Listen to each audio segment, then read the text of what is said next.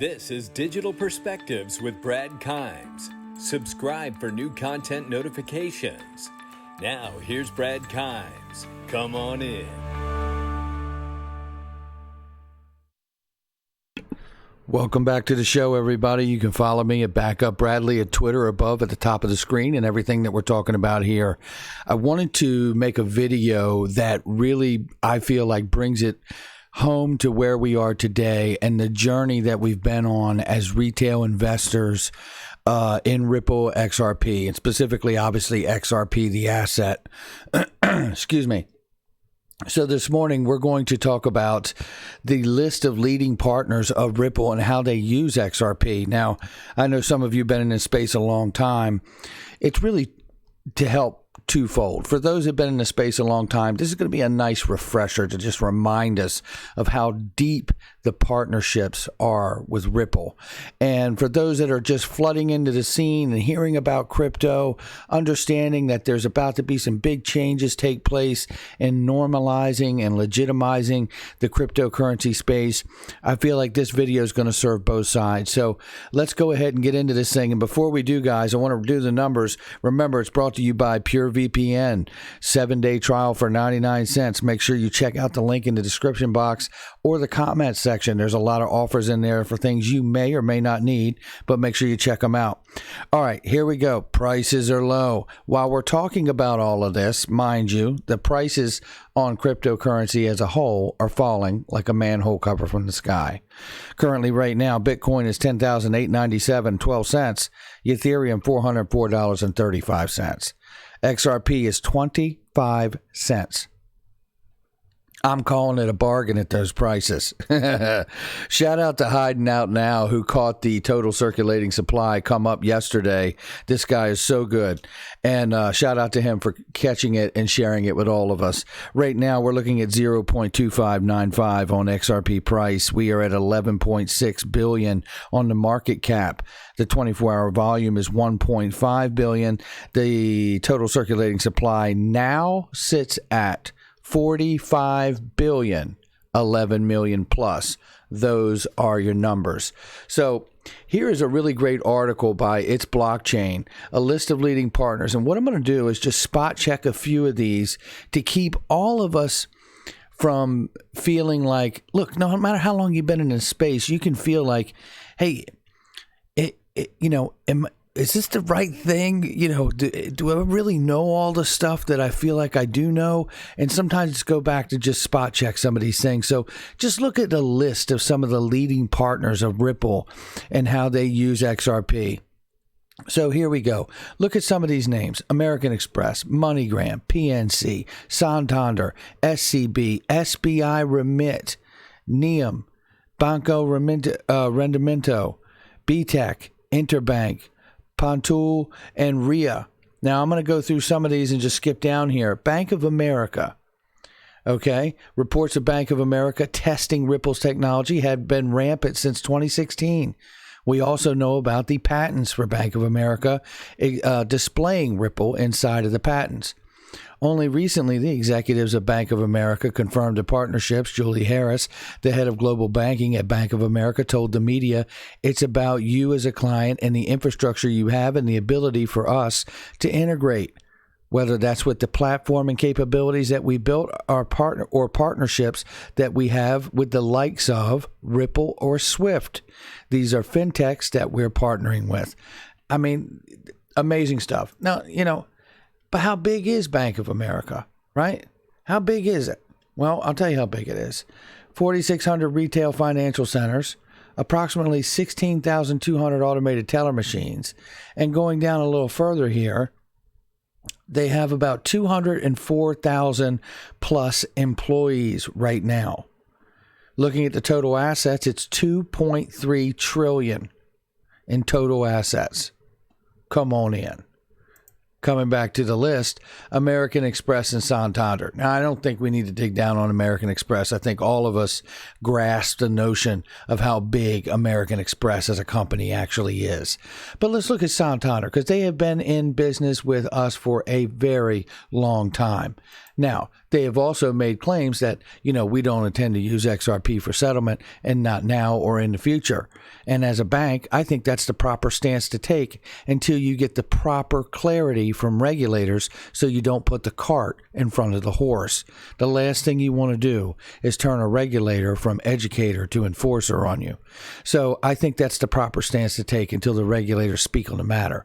Now, coming back to Banco Santander, fourth largest bank in Europe with approximately 1.4 trillion in assets under management. We also know that they're located in the United States. The bank has a total market cap of $69.9 billion as of 2017. Let's keep going. Oh, this gets me excited. I mean, this is the VIP list to Ripple. This is unbelievable when you go through this. I just got amped up when I started looking through it. SBI Holdings. Here's another company. Obviously, SBI has been so important all the way around. Early investor in Ripple, early investor in R3. They have been a part of building the 50-60 bank consortium in Japan, in the entire Asian region. Massive work done there. And it points to that and talks about that same thing here. So I'm going to keep going. MoneyGram, the partnership there, right? Ripple partners with MoneyGram. What was that about? What is that about? Well, I personally believe that was exactly a live litmus test for the banks to see and for regulators to see how they could service through RippleNet and MoneyGram as an internal treasury, if you want to call it that or look at it that way. They could actually settle these transactions through RippleNet and sourcing through MoneyGram and getting the fiat access to settle and have that liquidity there. And it really proved a couple things. One, it worked. And two, they could, if they wanted to, they could move the mitigated risk of settlement to a remittance company and take complete onus off of the banks altogether. Pretty remarkable. So let's keep going. So coming down here, the NBF is National Bank of Fujairah, I believe it is. So let me see. I think I did pull that up here. I did, but you know what? I didn't get a ton of information because I know that they are working with it in the religious confines of the Islamic law there. So there wasn't as much information about that bank, but I know they're serving a huge area there in the Middle East region. Excuse me. So Money Match, a Malaysian fintech provides country's small and medium-sized enterprises with same-day low cost to pay global suppliers. Its leading payment remittance solution provider in the country. It partnered with Ripple back in 2018 and recently has been reporting a 40% reduction in their operating cost. Come on in. Is that on? Is this on? When I think of this, the 40 to 60, 40 to 70% savings when you use Ripple software and then add in XRP, the digital asset for settlement, and get the full benefit of all the products together. I can't help but say to myself, this is business. This is competition. And when one company starts using it across the street from you, you better start using it too. Because if not, you're going to be out of business soon. Now, let's go to a next one, which is Standard Chartered Bank. This is a big boy. Let's talk about this. Standard Chartered Bank is a British multinational banking financial services company headquartered in London, England. It operates a network of more than 1,200 branches and outlets, including subsidiaries of joint ventures across more than 70 countries, and employs around 87,000 people. They're working and partner with Ripple. Now, as I go through this, I want all of you to understand that not one time during the price fluctuations up or one time during the price fluctuation down, like we're in right now, have you seen any of these companies come out and make a press release that say they're pulling out? Come on in. When I look down here and I see what size of the company, I see net income 2.34 billion, total assets 720.398 billion. I mean, it is unbelievable the size of these companies. Unbelievable. And we're not done yet. Let's keep it going. Okay, so coming down here to the next one, I want to look at Westpac, Institutional Bank and Bank of Australia. I believe I did pull this one up. So let me take a look here. Yeah. So Westpac, it's one of Australia's big four banks. One of Australia's big four banks, Australia's first and oldest banking institution, combines Western and Pacific together. As of March 18, Westpac has 14 million customers and employs 40,000 people. Coming down to the numbers here, their total assets, $906 billion in total assets. Unbelievable. All of these people and companies are working with Ripple. I'm going to bring this home at the end here, so stay with me, because, we're not done. Yeah, we're going to bring this home. So coming down here, Royal Bank of Canada. Yeah, heard of them. Yeah, Royal Bank of Canada, commonly referred to as RBC, is Canada's largest financial institution. Market capitalization of nearly CAD dollar amount, 150 billion worldwide. The bank has over 86,000 employees and serves approximately 16 million clients. Yep, it just keeps getting bigger.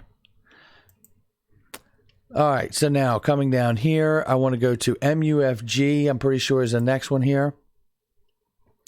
Worldwide personal, corporate, and investment banking revenue, $49.1 billion as of 2016. And they pretty much total assets under management here are $2.5 billion, or is that, no, $2.5 trillion, I believe. Yeah. And total equity is 6.8 trillion in yen. All of these entities working with Ripple and intend to use XRP at some point. And I think it comes down to the regulatory clarity, and this is to remind us of where we're going here. Now, let me go ahead and do that now, because I want to remind you, yesterday I showed you a video, reminded you about Temenos and the relationship of Temenos. Remember when I showed this video yesterday? Here is the payment path right here from Temenos with Ripple smack dab in the middle of it all. How big is Temenos really?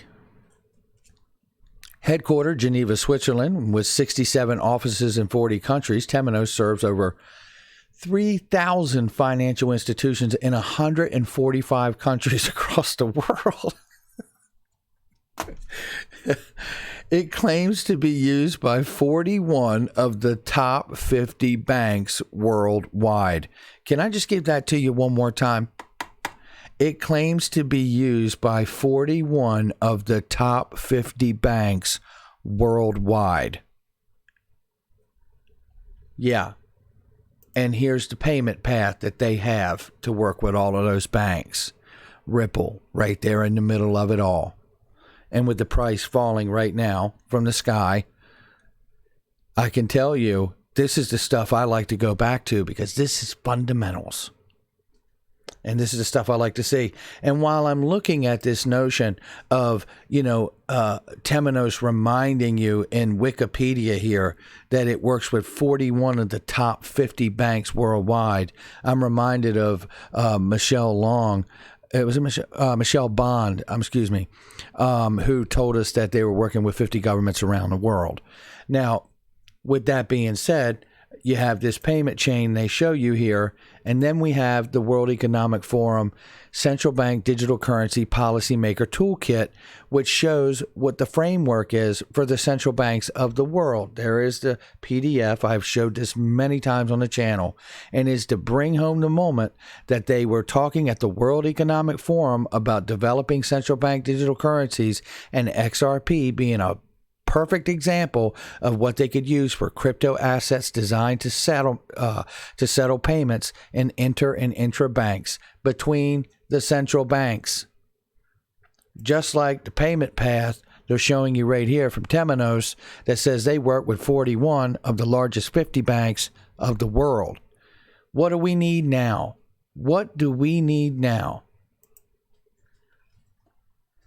People like Christine Lagarde from the ECB to make a call to action for faster digital transition in payments and be able to get backed by cutting-edge payment systems, which we have obviously, as I've just shown you, have been working. Ripple has been working to build the infrastructure between every one of those partners, these enormous banks. And then we have, on the legal side, domestically here in the States, we have the Senate Banking Committee chairman wants clarity from the OCC and Brian Brooks about crypto payments rules. Crypto payments rules. And when you drill down into this article, you find out that he is extremely bullish on getting this implemented so we can not be stifled. So the innovation for the crypto space and crypto payment services will not be stifled by regulation or lack thereof of clarity. And that, ladies and gentlemen, is how you get a gold ticket to the show, because Ripple has got a VIP list of the biggest banks in the world. And at some point, we're going to get the clarity we need. And I do mean clarity. Clarity as in XRP is going to be a currency. And it's off to the races we go, ladies and gentlemen. That's going to do it for me. Hit the like and subscribe. Leave a comment below. And make sure you share with somebody you know. I'll catch all of you on the next one.